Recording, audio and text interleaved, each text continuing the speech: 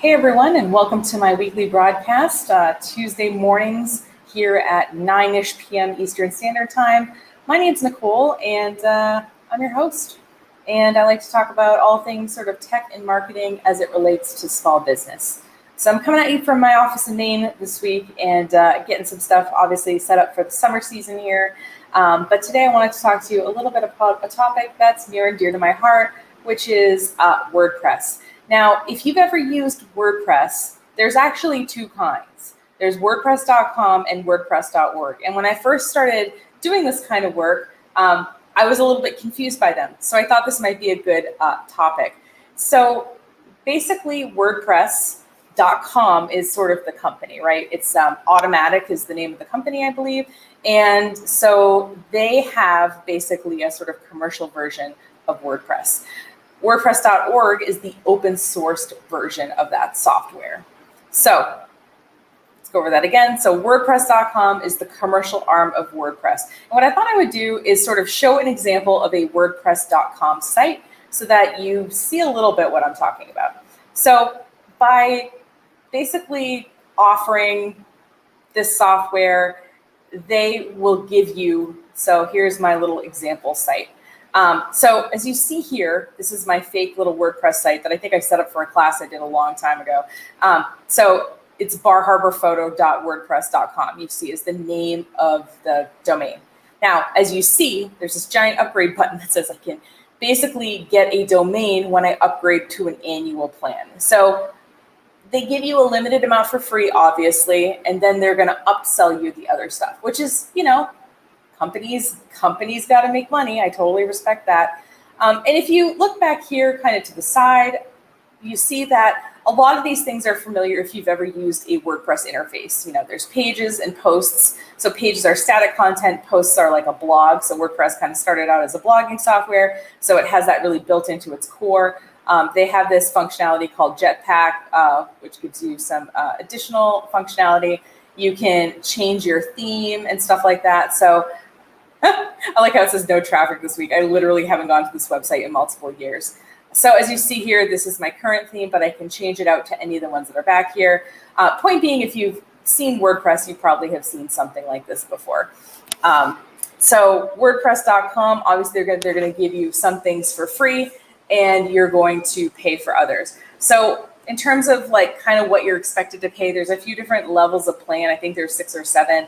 I just grabbed a couple. So the personal plan, which I believe gives you the free domain, is the $48 a year. And if you want to do e-commerce, you're looking at over $500 a year. They do have a VIP plan that's $5,000 a year, but I'm not quite sure who would use that. I don't know. Maybe you would use it. I'm not sure. I didn't look deeply into that because most people I know do not have $5,000 a month lying around to have a website. So what are the pros of WordPress.com? Well, you get up to 3 gigs of storage. So you can upload photos and things like that, up to 3 gigabytes. And once you reach that, you're going to have to start paying for additional storage. You can monetize within their platform. So they have like a word ads kind of thing. It's not Google AdSense or anything like that. It's their own proprietary one. And kind of the biggest pro that I saw on a couple of sites is that basically with hosting, you're paying for a certain amount of bandwidth, AKA sort of traffic. So let's say that your website started getting a lot of traffic. Well, you probably have to start paying more on web hosting. And in the case of WordPress.com, apparently like it doesn't seem to be limited. Now, don't quote me on that one. And the biggest benefit probably of having a WordPress.com site is you do not have to worry about updates or backups. You are on WordPress's servers, so they are doing the updates and the backups for you. Now, what's this other version of WordPress I was talking about? So WordPress.org is an open sourced version of this software. And what you do is you buy web hosting and you install WordPress on your own server. And because it's on your own server, you can kind of do whatever you want, I guess within reason. But let me just kind of show you what that looks like. So if you use any kind of hosting that has something like a control panel, so this is like my cPanel, you likely, if you scroll down, kind of have this area where you can install these different softwares. And as you see, one of them is WordPress. Another open source software is Joomla that you might have heard of. I feel like Drupal is probably back here too somewhere. But as you see, there's a lot of different website softwares. So if I wanted to install WordPress on my server, I would just click on this WordPress button and I would click install now, and I would tell it like what I have. It has to be a domain that I own, right? So one of these domains I could install it on and just kind of go through this and click install. So obviously you can download the files and install them yourself as well. Like if you're like one of those people who wants to, go to wordpress.org, download it and put it on the server, that's totally fine too. Same or similar idea. And the idea is once it's on your own server, you can add some more stuff to it. So I'll show you the back end of my particular WordPress website. Just remember, guys, it's a cobbler's kid situation, which is that sometimes I work on other people's sites and I probably should work on my own, but I totally get that. So the main thing that you'll notice is that there's a lot more stuff if you look at in the sidebar of the site. So I have all this extra stuff that I'm able to install. Because it's on my server, I do what I want. I can do e-commerce. I can have a learning management system. I can have a membership website. So if you want some more functionality, having WordPress.org makes a lot of sense. And in addition to being able to install whatever plugins I want, I can also install or customize whatever themes I want.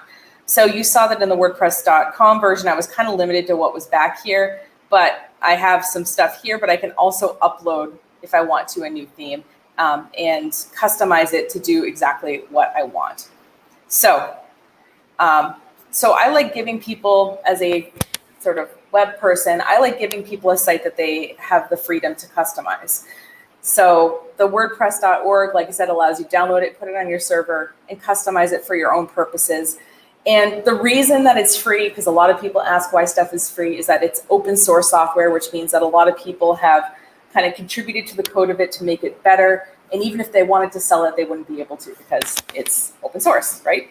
So anyway, so just to compare those pricings, shared web hosting is $5 to $15 a month, which is a little bit cheaper in some cases than some of this e-commerce stuff. So it all kind of depends what you want functionally for this to do.